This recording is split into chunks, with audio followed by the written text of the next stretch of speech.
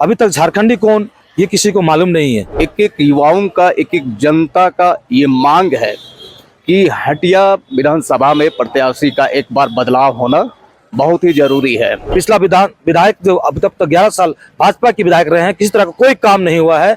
और सदन में जब हम विधायक चुन के भेजते हैं तो हमारे लिए पॉलिसी बनाए, नीति बनाए, ये उद्देश्य। लेकिन ये लोग रोड नाली गली के ज्यादा कुछ कोई सोच नहीं इनका। कांग्रेस और बीजेपी के दोनों प्रत्याशी ऐसे हैं जो सिक्का के दोनों एक ही पहलू हैं। 2% लोग 60% लोगों के ऊपर राज करना चाहता है, ये बर्दाश्त वहाँ की जनता नहीं करेंगे। अंतिम रूप देने तक मैं संघर्ष करूंगा और निश्चित तौर पर सन्ना कोर्ट को दिलाने का काम करूंगा। एक बार हटिया विधानसभा में बदलाव होगी और विकास का वहाँ गंगा बहेगा। लोकतंत्र 19 के चैनल पर आप सभी का स्वागत और जोहार है। अभी हम जो है रांची मोराबादी ग्राउंड के सामने में आए हैं। अभी हमारे साथ में एक प्रत्याशी के तौर पर जो है हटिया विधानसभा सीट से खड़े हो रहे अलविन लकड़ा जी हैं। चलिए उनसे बात करते हैं। दरअसल क्या है कि वे अभी जो है डीसी कार्यालय से नॉमिनेशन देकर आए हैं। समय कम था इसलिए वहाँ पे उनसे बातें नहीं हो पाई थी, तो इसीलिए जो है इनसे यहीं पे बातें कर रहे हैं। चलिए उनसे जानते हैं विधानसभा चुनाव में इस तरह अचानक विजन क्या है कूदने का चुनाव के मैदान में। सबसे पहले तो दादा जोहार आपको। जोहार जोहार। आपके चैनल के माध्यम से मैं हटिया विधानसभा क्षेत्र सहित झारखंड के तमाम जनता को मैं आभार व्यक्त करता हूं और जोहार करता हूं। दादा विजन क्या है चुनावी मैदान में कूदने का? देखिए ये विजन मेरा बहुत नया विजन नहीं है। झारखंड बने 24 साल हो गया।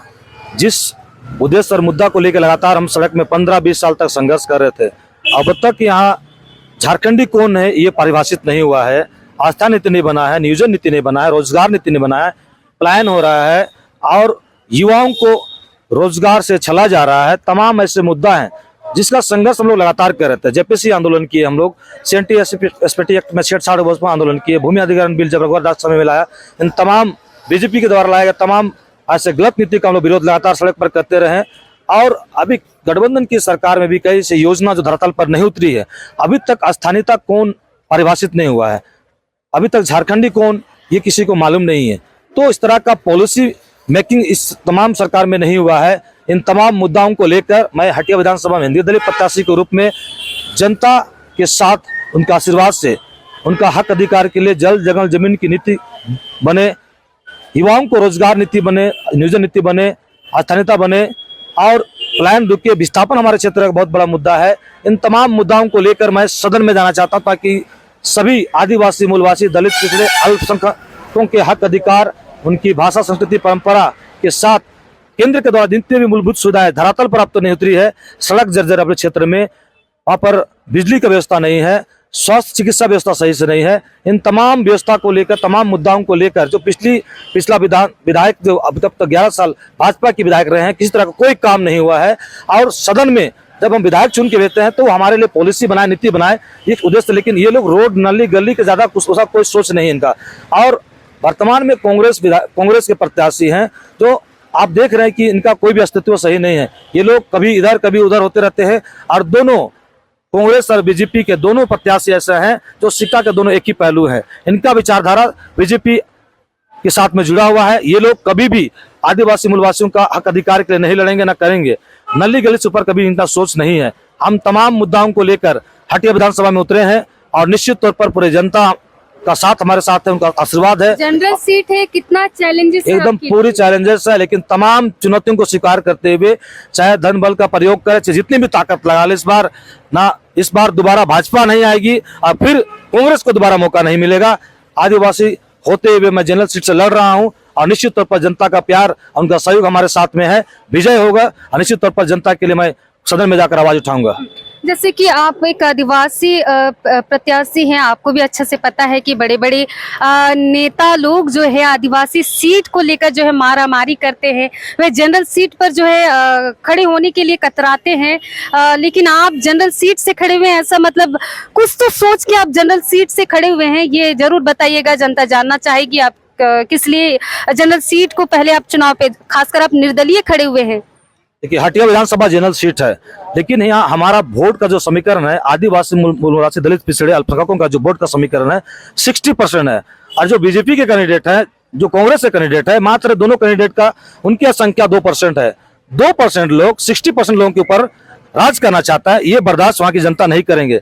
दोनों को मौका मिला, 11 साल हमारा जो नवीन जायसवाल जो विधायक रहे हैं, किसी तरह का कोई भी काम नहीं किया, सदन में किसी तरह का एक भी आवाज नहीं उठाया, किसी तरह का कोई पॉलिसी मेकिंग उनके पास नहीं है, किसी तरह का फ्यूचर प्लानिंग नहीं, उनके पास कोई ब्लूप्रिंट नहीं है क्षेत्र के विकास के लिए।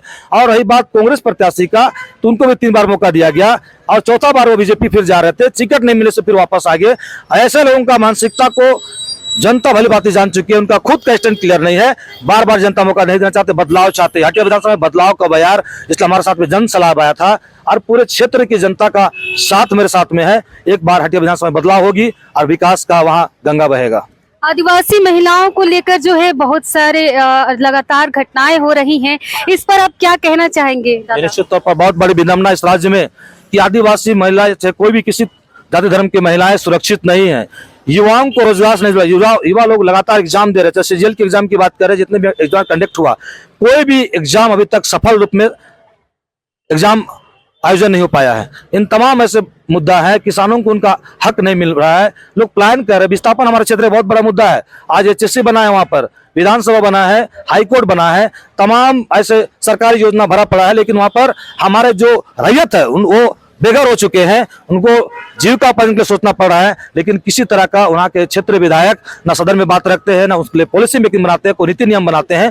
इन तमाम मुद्दाओं को लेकर मैं सदन में जाऊंगा और उनके हक अधिकार के लिए मैं लड़ूंगा, संघर्ष करूंगा। और निश्चित तौर पर आने वाले समय में एक बदलाव हमारे क्षेत्र में है, चाहे वो धर्म कोड की मामला है।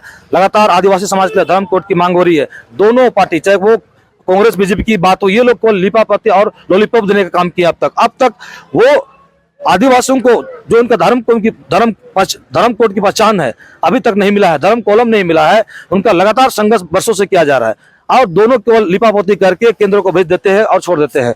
क्या तो करेंगे आप आगे चल के, अगर इस चीज पे अगर कल को आप चुनावी में जीत जाते हैं तो क्या सरना धर्म कोड जो है, आदिवासी धर्म कोड को लेकर क्या क्या कर सकते हैं, आप बता सकते हैं? मैं सरना धर्म कोड को केंद्र तक, सरकार से लेके यहाँ से राज्य सरकार से लेकर केंद्र तक जब मामला गया है, तो केंद्र सरकार तक अंतिम रूप देने तक मैं संघर्ष करूंगा और निश्चित तौर पर सरना कोड को दिलाने का काम करूंगा। और यहाँ से लेकर दिल्ली तक जाना पड़े, वहाँ बात रखना पड़े, मैं वहां तक जाऊंगा और अंतिम रूप तक मैं संघर्ष करूंगा। जी बिल्कुल। जैसे कि दादा जो है आदिवासी होकर जो है जनरल सीट पर खड़े हुए हैं। चलिए जो है हम इनके साथ में आए कुछ समर्थक भी है, इनको समर्थन देने के लिए आए हैं। देख रहे रांची का, साथ साथ रांची ही नहीं पूरे झारखंड का मौसम जो है पूरा बदल चुका है, फिर भी जो है समर्थक जो है साथ देने के लिए इतनी देरी तक खड़े हैं। बारिश हो रही है फिर भी खड़े हैं। चलिए उनसे बात करते हुए, कितना विश्वास है उनको, वे उनके साथ आए हुए, उन्हीं से बात करते हैं। फिलहाल तो दादा जोहार। जोहार। हाँ, आप लोग तभी से खड़े हैं, देख रहे बारिश हो रहा है फिर भी आप खड़े हैं। वहाँ पे भी आप लोग मतलब जैसे दादा नामांकन करने गए थे उस जगह पे भी गए थे, मतलब आप लोग जैसे चुनाव में इनको खड़ा किए हैं, कुछ तो विश्वास होगा आपका। क्या क्या क्या क्या उम्मीदें हैं इनसे आपको? देखिए, इस चैनल के माध्यम से मैं बतलाना चाहता हूँ, हमारे जो ये प्रत्याशी जो हैं जनरल सीट से अलविन लकड़ा जी निर्दलीय खड़ा हो रहे हैं और ये एक एक युवाओं का, एक एक जनता का ये मांग है कि हटिया विधानसभा में प्रत्याशी का एक बार बदलाव होना बहुत ही जरूरी है। हम बीजेपी को भी वहाँ पर देख लिए, कांग्रेस को भी देख लिए और हटिया विधानसभा क्षेत्र के सभी जनता चाह रहे कि एक बार बदलाव हो और हम लोग विश्वास और भरोसा हम लोग जताए हैं और अलविन लकड़ा जी को हम लोग इस बार निर्दलीय से खड़ा करके इसको हम लोग हटिया विधानसभा का, इनके हाथों को हम लोग मजबूत करेंगे और हम लोग उम्मीद करते हैं कि इन्हीं के माध्यम से हटिया विधानसभा क्षेत्र का कल्याण होगा, विकास होगा। ये जो थे अभी फिलहाल जिनसे बात हुई थी, हटिया विधानसभा से खड़े हो रहे अलविन लकड़ा के समर्थन के तौर पर उनके समर्थक आए थे, उनके साथ ही आए थे। उन्होंने बताया कि वे जो है इस बार जो है हटिया विधानसभा सीट पर बदलाव देखना चाहते हैं, बदलाव लाना चाहते हैं। जो इससे पहले के जो विधायक है उनके बदले में नए विधायक को देखना चाहते हैं, वहाँ पे कुछ चेंजेस देखना चाहते हैं। अब देखना यह है कि वहाँ की जनता इनको कितना साथ दे पाती है या नहीं। फिलहाल हम जो है आपको और भी ऐसे ही बहुत सारे खबरों को दिखाने का प्रयास करते रहेंगे और चुनावी में क्या क्या मुद्दे हैं वे भी हम आपको दिखाने का कोशिश करेंगे। तब तक के लिए आप हमारे चैनल लोकतंत्र 19 पर बने रहिए। वीडियो अच्छा लगा तो लाइक एवं शेयर करना ना भूले, साथ ही चैनल पर बने रहने के लिए बेल आइकन और सब्सक्राइब करना ना भूले। जोहार।